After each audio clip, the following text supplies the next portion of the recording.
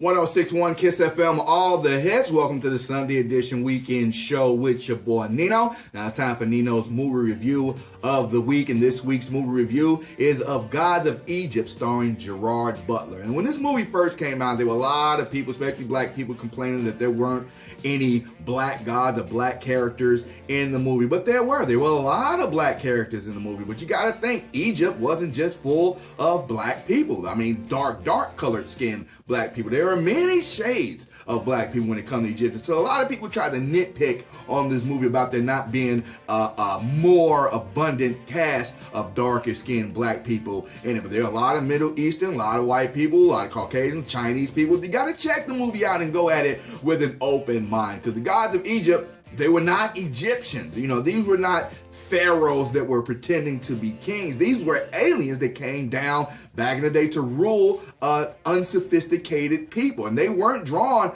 as humans, even by Egyptian standards. The early Egyptians didn't worship them and didn't draw them in the hieroglyphs and on the walls as humans. They drew them with like animal kind of heads, giving them their animal attributes, you know, because that they believed that those gods of Egypt back in the day were otherworldly creatures. So you have to look at it that way. They even had the whole flat earth and Ra chasing the demon of the darkness around the world and have to fight off the darkness demon every night. You got to go into this with an open mind. The gods of Egypt is stuck true to form to the original Egyptian hierarchy, the pantheon of Egyptian gods, if you want to use that word. So you need to check it out and go in with an open mind. And I mean, it does stick true to the old stories. It is very cinematically appealing, I should say. A lot of graphics, a lot of music, a lot of action scenes, a lot of fights. You know, you need to check it out and just go with it with an open mind and stop worrying about the color of the skin of the characters